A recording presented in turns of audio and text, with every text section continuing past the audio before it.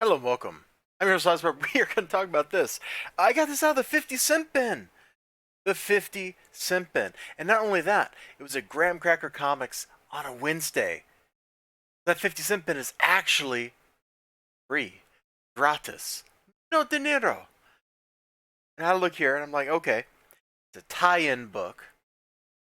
It's from Malibu. It's probably going to have like weird digital coloring that may or may not look good. You know? That's like what I'm thinking. Those are the thoughts going through my head as I look at Sarah Connor here on the cover. Terminator 2 Judgment Day, Cybernetic Dawn.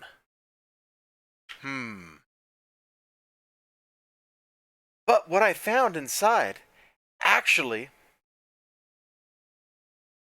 was pretty cool.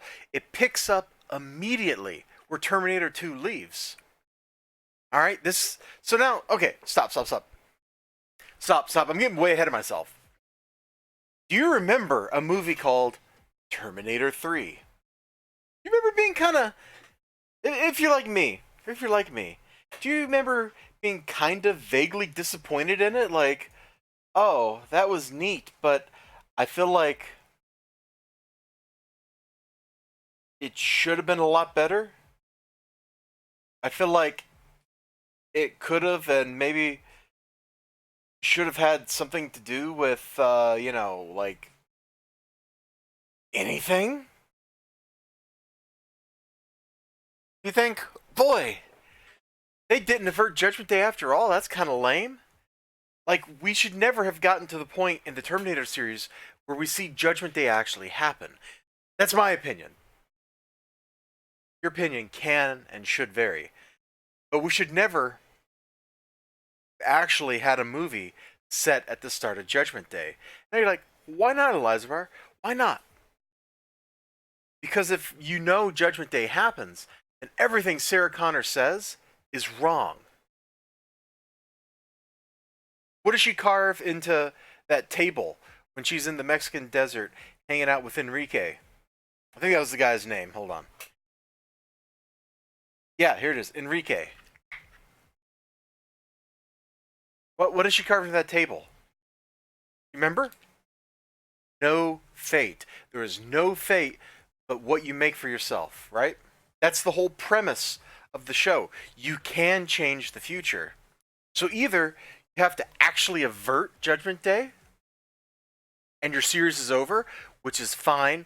Terminator 2 was a great place to stop the series. Or you have to make sure that you never show that you can't change the future. And so what happens in Terminator 3 is we're shown that no matter what, the future is going to happen. That's kind of depressing. Think about that for just a second while I take a little sip of water over here.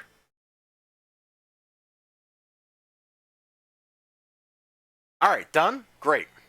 So what we got going on here, it's set immediately after the movie. She is injured where she was stabbed by the T-1000. That's how you know. This is literally right after that. Oh boy. Make some room here so I can move the comic book around.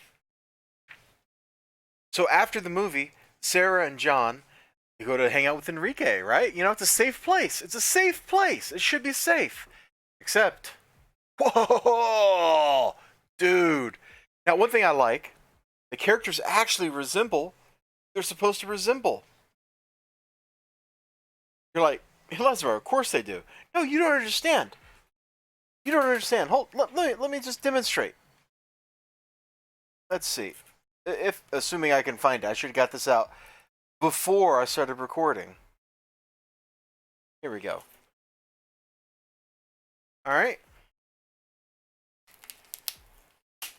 I knew not putting my comic books in their boxes just yet would pay off. Because now I have this. I have an example. All right. So it's brand new comic. And let me just flip through to, where's that one? Yeah.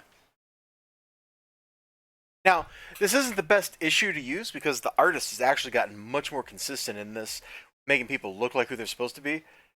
I didn't recognize that that was supposed to be Data at first, right there. Because the artist that's doing the line work doesn't put enough detail in. So the colorist just kind of seems to have to do all the hard work. It's a weird way to do art. But, like, boom! That doesn't necessarily look like Data. Anytime in this book where somebody's close up, they look like the person they're supposed to be. They're far away, they don't. And the writer has started writing it so that you never see people from a faraway perspective. So anyway, you look here, you look at Sarah Connor. No matter what panel she's in, there's some good detail. Look, that's kind of a faraway pose. She occupies inch and a quarter or inch and a half on the page. Okay, here's a Metron. He occupies a good solid inch on the page. He has no face. He has some like shadowy dimples where his eyes are supposed to be, maybe. If you didn't know that was a Metron, you'd just be like, that's a guy in a toga, you know? Alright, that's enough about that. And I'm saying this not to make fun of this book. I really enjoy this book. I think it's worth the $3.99. The writing is killer. That's, in fact, to praise this book, which is a tie-in comic, of all things. But we haven't even made it past this one page. So anyway, the Terminator showed up and killed Enrique. And there's a panel of him torturing Enrique here. Pretty brutal. I mean, it's exactly what we saw in the movie. Exactly what we saw in the movie. And we get to meet, like, this whole, like, crazy thing here. The feds are investigating, like, all the stuff at the steel mill. They find the T-800's arm. There's a detective, actually a couple detectives involved. It's setting up, like, some crazy stuff with some corporate shenanigans, law enforcement shenanigans, jurisdictional stuff. It ought to be pretty good, right? And it is. That's the thing. It absolutely is. Like, the only page I glossed over this whole thing, just this corporate boardroom stuff. I just kind of went, whatever. Anytime it showed up. But anytime we get, like, John and Sarah interacting, they're interacting in a kind of realistic way. It's good stuff. The detective, one's thoroughly unlikable, one's thoroughly likable. The cast in this thing is just pretty dope. Like, I can see that this would be a really good read, and I kind of want to see if I can find more of it. And so how does the book end, this first issue? Because it's the first of 4 or whatever. Like, what's going to happen? What do you think is going to happen?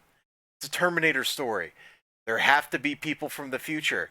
So a couple Terminators drop in, or at least we presume they're Terminators. There's no proof that they're Terminators. So we got this John and Sarah stuff. Heartfelt family. They're like, what if it is over? What if we have one? You got Terminators getting ready to show up. You got an evil corporation doing evil corporation things. You got cops investigating. You got feds stonewalling. There's like 10 plot threads going on here already in the first issue. The best part, the part I like the most, is that the art, while it was never like super duper ultra omega stellar, the art was always like consistently, yeah, I know who I'm looking at, I know what I'm looking at, and sometimes you got some pretty good angles. Let me, like, yeah, we're just gonna go back to this page. The shotgun, like, look at this. She's popping out over top of another panel. Shotgun's pointing at her head, but it's pointing pretty, like, far out of the page, you know? It feels like the shotgun's really being pointed at me. There's a sense of motion. You see the little motion lines from him swinging it into place? It's good stuff. Let me find another really good panel. Oh, she has a nightmare, of course, with Judgment Day and... whew. So much is just going on in this book. Okay, I think I found, like, the award for the stiffest I'm being attacked by a Terminator pose I've ever seen. She's supposed to be falling there, but it doesn't quite work out. Anyway, this was a very pleasant surprise. This cost $2.50 when it was new. I don't think it would have been worth that in the 90s, but it's probably worth like $2 now. Like, this was a lot of joy. And it was something I didn't expect to really get enjoyment out of. It's a pretty solid art team, and you see that name. I seem to end up with a lot of Dan Abnett books when I'm not looking for them, and they're always just fun.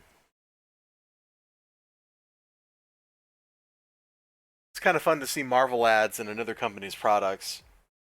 Of course, at this point, wasn't Marvel bought by, or wasn't Malibu purchased by Marvel, and they're just operating like an imprint now? Greatest story is never told. The Untold Tales of Spider-Man by Kurt Busiek. Wow, see, here we are 25 years later, and you still see the same names around. I don't know if that means it's a healthy industry or what, man. But I will see you all next time. You have a great day. Hopefully, I've remembered to put some things for you to click here and some things for you to click down there. I appreciate any and all clickage that you provide. It really does help the channel grow. It helps the community grow. And let me know what you think. Bye bye.